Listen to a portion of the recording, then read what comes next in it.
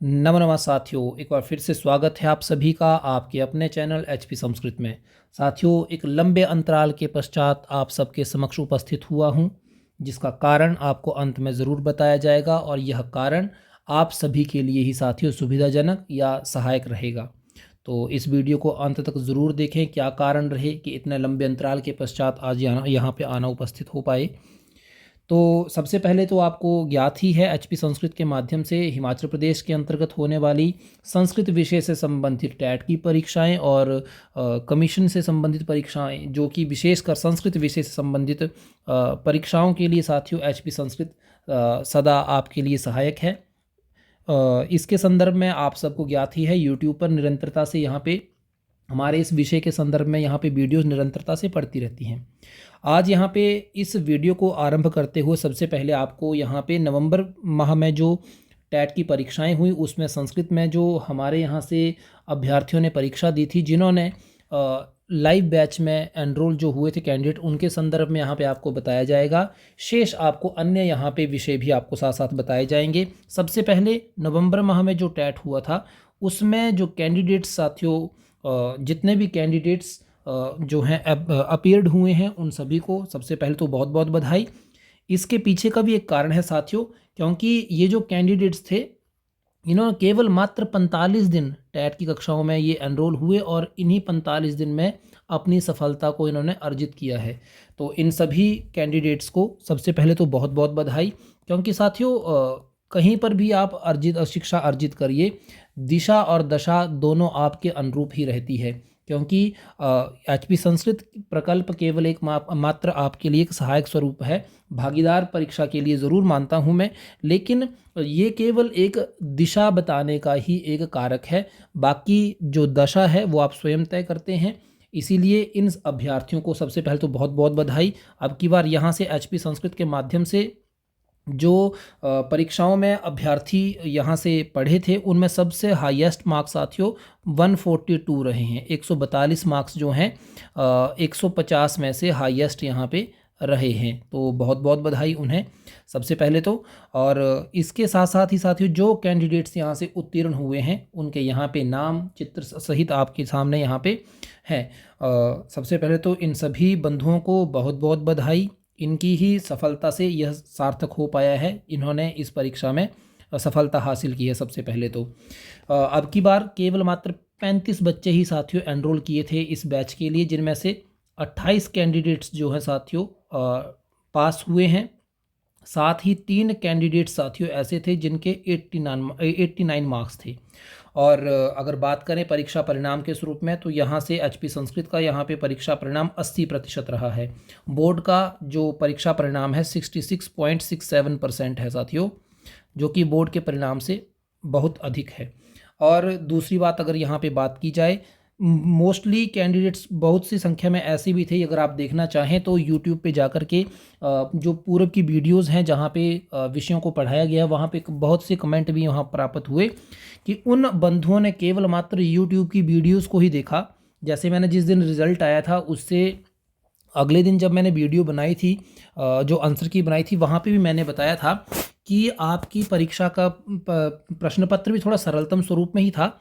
साथ ही जो प्रश्न इत्यादि आए थे वो पूर्व की परीक्षाओं में आ चुके थे, और कुछ विषय ऐसे थे जो यहाँ पे यूट्यूब पे एचपी संस्कृत के इस चैनल पे डाले भी गए थे, जिसके कारण यह रहा कि बहुत से कैंडिडेट्स ने केवल मात्र उन्हीं वीडियोज़ को देखा और वहीं से ही अपनी सफलता अर्जित भी की है। तो उन YouTube के द्वारा अर्जित ज्ञान से भी और अपने मेधा के द्वारा जो आपने अर्जित ज्ञान है, उसके द्वारा जो आपने इस टैट को क्वालिफाई किया, उसके लिए सभी बंधुओं को बहुत बहुत बधाई। और जिन्होंने YouTube के माध्यम से भी सफलता अर्जित की है, उन साथियों को भी बहुत बहुत बधाई साथियों। अब जो आज का मेरा मूल औचित्य है, वह आपको बताना कि किस कारण यह वीडियो भी लेट आई और इसके पीछे का प्रयोजन क्या है। तो हाँ साथियों, अब एचपी संस्कृत जो है अपनी एक ऐप लेके आ चुका है, जो आपको गूगल प्ले स्टोर पर आपको सरलता से मिल जाएगी। यहाँ पे आप जाकर के आप एचपी संस्कृत केवल मात्र लिख करके ही अपनी इस ऐप को वहाँ पे देख सकते हैं। जी हाँ साथियों, और साथ ही इस ऐप को बनाने का मूल उद्देश्य यह था, एक सरलता जो आपको सरलता से हर एक विषय आपको आसानी से एक ही स्थान पे प्राप्त हो जाए, और साथ में समयावधि।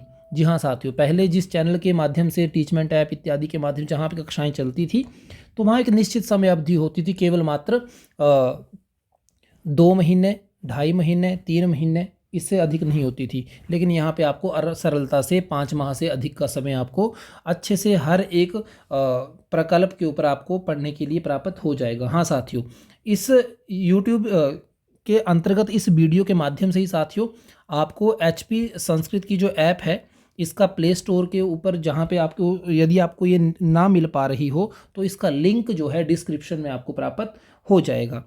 और साथ ही वहाँ जाकर के आप अभी वर्तमान में अगर बात करें तो जैसा कि आप सभी को ज्ञात है, HP बोर्ड ऑफ एजुकेशन धर्मशाला के द्वारा अभी इस वर्ष में 2025 में होने वाली टैट की कक्षाओं के संदर्भ में या टैट की परीक्षाओं की जो तिथि है वह निर्धारित कर दी गई है। तो आप सभी को वैसे ज्ञात भी होगा कि अब की बार जून माह में टैट की परीक्षा 7 जून को है। जी हाँ साथियों, अब की बार 7 जून को आपकी टैट की परीक्षा है। तो इसके लिए अभी से ही आप परीक्षाओं की तैयारी के रूप में लग जाए, क्योंकि जून माह का परीक्षा जो है ये थोड़ा कठिनतम स्वरूप में रहेगी।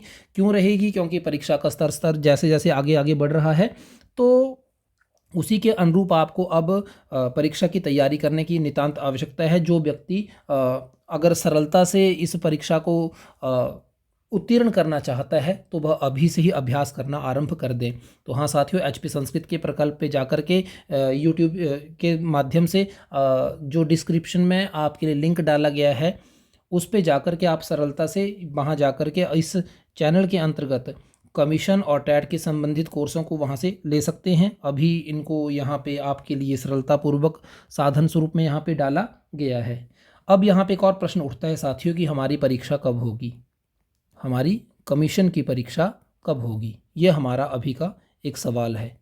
अब इस कमीशन की परीक्षा के संदर्भ में अगर हम बात करें कि ये कमीशन कब होगा, तो इसके पीछे के 2 कारण हैं।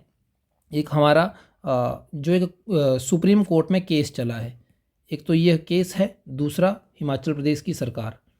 ये 2 कारण हमारे इस समय चल रहे हैं।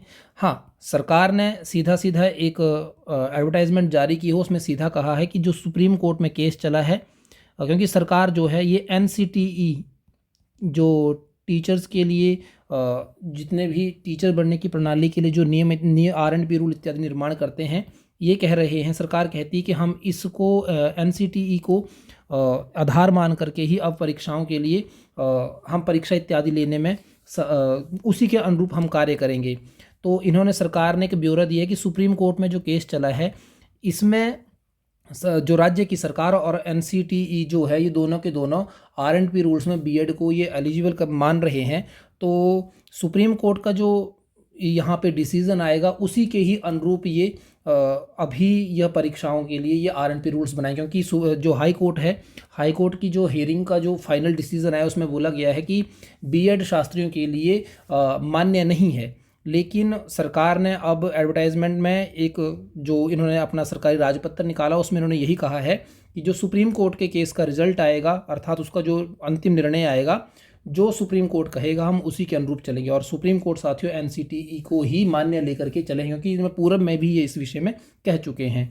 तो जैसे ही यह केस समाप्त होगा, 1 से 2 हियरिंग्स में ये केस समाप्ति पर है, तो उसी के साथ साथ हमारा साथियों कमीशन से संबंधित रिजल्ट जो परीक्षा है वह भी आ सकती है। अभी इस जनवरी माह में ही राज्य चयन आयोग में बाकी सभी TGT से संबंधित विषयों का यहाँ पे परीक्षाओं के लिए यहाँ पे ब्यौरा आ चुका है कि कितनी पोस्ट के ऊपर आपने परीक्षा लेनी है। तो साथियों, यदि आप संस्कृत विषय में आगे अध्ययन करना चाहते हैं, टैट इत्यादि, कमीशन इत्यादि की तैयारी करना चाहते हैं, तो प्ले स्टोर से HP संस्कृत की इस ऐप को डाउनलोड करके वहां से आप इन विषयों को सरलता से पढ़ सकते हैं। शेष यदि किसी प्रकार का आपको संशय हो तो आप यहाँ दिए गए नंबर के ऊपर संपर्क कर सकते हैं। एक बार फिर से नवंबर माह में होने वाले टैट में उत्तीर्ण सभी अभ्यर्थियों को बहुत बहुत शुभाशीष, बहुत बहुत बधाई, और इसी तरीके से आप अध्ययन करते रहें। इन्हीं शब्दों के साथ नमो नमः साथियों।